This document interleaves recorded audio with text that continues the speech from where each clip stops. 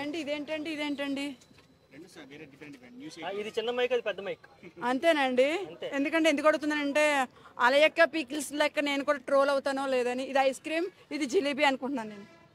Okay అండి తొందరగా troll చేసేయండి, ఏదో సినిమాలో నేను కూడా అక్కలాగా చెల్లిలాగా నటించేస్తాను. ఏంటి మీరు ఆమెను కామెంట్ చేస్తున్నట్టుంది. మీరు కామెంట్ కాదండి, ఈ రోజుల్లో రియల్గా వెళ్తే అవ్వట్లే, టాలెంట్ ఉండి అవ్వట్లే. ఒకటేమో కమిట్మెంట్ అని ఇవ్వాలి, రెండోదేమో ఇంక ఎలాగైనా రావాలి. బరాబర్ చెప్తున్నా. ఎందుకంటే ఆల్రెడీ నా కొన్ని వీడియోస్ చూపిస్తా ఉన్నాడు. అరే కార్తిక్ రెడ్డి ఒకసారి మీరు కూడా ఎక్స్పోజ్ చేస్తే వీడియోలు ఏమైనా చేస్తే కానీ ట్రోల్ అవుతారేమో మీరు కూడా.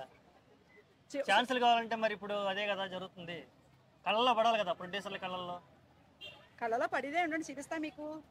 ఆల్రెడీ నాకు చూడండి, ఆల్రెడీ ఆఫర్స్ వస్తున్నాయి. ఇదిగో చూసారా?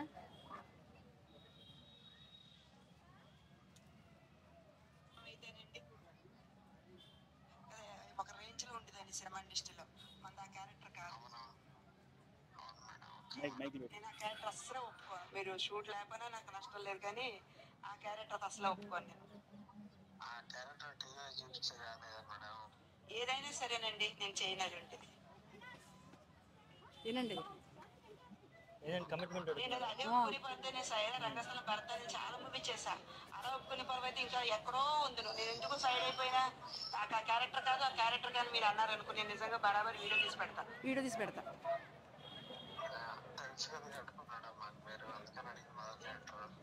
మదర్ క్యారెక్టర్ ఏ క్యారెక్టర్ నేను చేస్తా, కానీ వేరే విధంగా మాత్రం మీరు చేయాలని ట్రై చేస్తే మాత్రం లక్ష్మీరెడ్డి బయటకు వచ్చేస్తుందన్నమాట.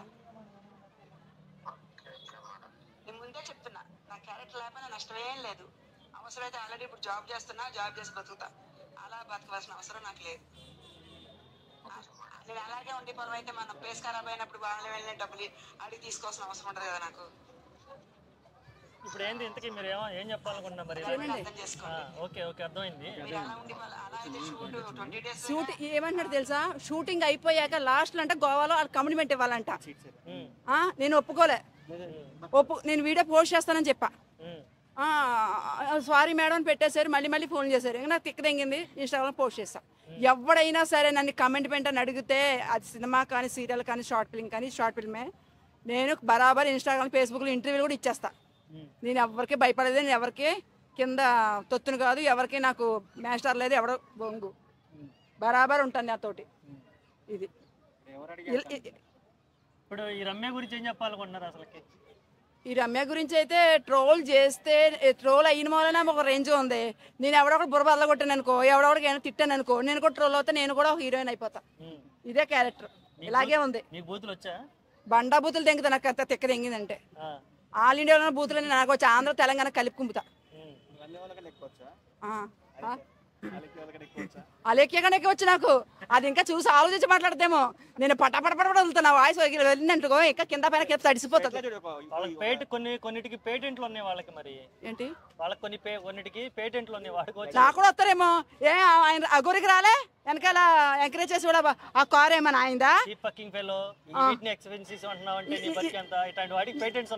ఇల్లుంటే ఎట్లా వస్తేనే బాగుంటది కదా. నేను కూడా అట్లాగే మొదలు పెడతా, అప్పుడు వైరల్ అవుతాను. నా ఎంకెళ్తే ఈ రోజులు రావట్లే.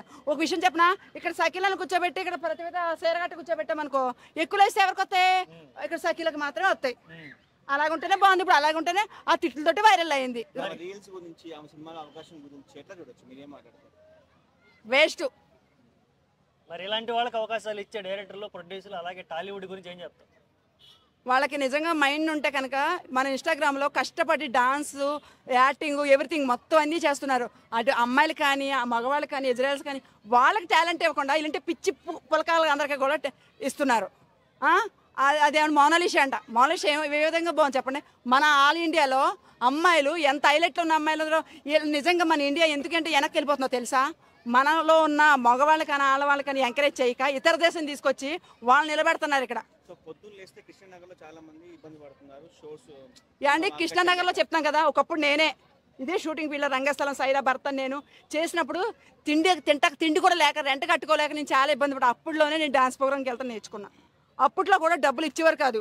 షూటింగ్కి వెళ్ళినా డబ్బులు ఇవ్వకపోతే సిరు తెలుసు, ఒరే సిరు నీ గురించి చెప్తున్నా, ఆడు డబ్బులు ఇవ్వతే ఏంటి నా పేరు సూర్య, డబ్బులు ఇవ్వకపోతే నా కొడక ఇక్కడ గొడ్లు ఇప్పుతా, నా డబ్బులు నాకు ఇస్తావు నా కొడక అంటే బెదిరిస్తేనే ఇచ్చాడు. రియల్గా అయితే ఇవ్వడం. మన రీసెంట్గా షూటింగ్ చేశా, అక్కడ కూడా డబ్బులు ఇవ్వలేదు. నేను ఒకటే బరాబర్ వీడియో పెడతాను.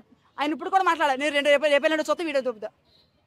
ఈ రోజులో న్యాయంగా ఉంటే పని అవ్వట్లేదు, అన్యాయంగానే వెళ్తేనే మంచిగా ఉంటుంది. ఇప్పుడు టాలీవుడ్ వాళ్ళు ప్రొడ్యూసర్ డైరెక్టర్లు ఏమంటారంటే ఈ టిక్ టాక్ ఇన్స్టాగ్రామ్లు చేసిన వాళ్ళు మేము ఎంకరేజ్ చేయమంటూనే మరి ఇలాంటి వాళ్ళని తీసుకెళ్ళి స్టేజ్లో ఎక్కిస్తుంటే ఎలా చూడు. అయిన వాళ్ళు కాకుల్లో కాని వాళ్ళు కంచాలు ఆడుతున్నారు కదా. ఇదే మన వాళ్ళు నిజంగా టాలెంట్ ఉన్న వాళ్ళు ఏమో తీసుకెళ్ళి పెంటకుప్పలా పెడుతున్నారు. ఏమీ లేని పారం పోకరి పులక ముండలందరూ తీసుకొచ్చి సినిమా ఇండస్ట్రీలో ఎక్కించి చూపిస్తున్నారు. అటు బిగ్ బాస్లో కానీ అక్కడ ఇక్కడ కానీ ఎవరంటే కరెక్ట్గా ఉన్నది అందరూ కూడా ఇది బెట్టింగ్ యాప్లు ప్రమోట్ చేసి లుచ్చ వ్యవహారాలు చేసిన కొడుకులు అయితే తీసుకొచ్చి అక్కడెక్కడ పెడుతున్నారు. న్యాయంగా నిక్కర్స్గా చేసిన వాళ్ళు ఎవరు చూస్తున్నారు? ఎవరో చూడట్లేదు. అందుకే అందరూ అన్యాయంగానే మొదలు పెడుతున్నారు. సినిమాలో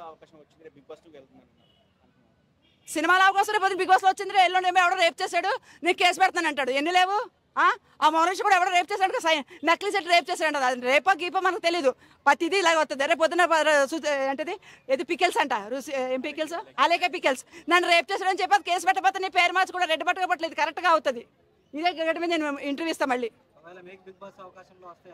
నేను అసలు వెళ్ళను, నాకు ఆ పంచాయతీ అసలు వద్దు. నేను ఏదైనా న్యాయంగానే ఉంటా. అందులో కొట్టుకు చచ్చిపోవడాలో ఒకరి మీద ఒకరు పితిరిల్లు నాకు అవసరం లేదు. సింగిల్గానే సింహ లెక్క ఉంటా. లక్ష్మి లోకల్ పిల్ల.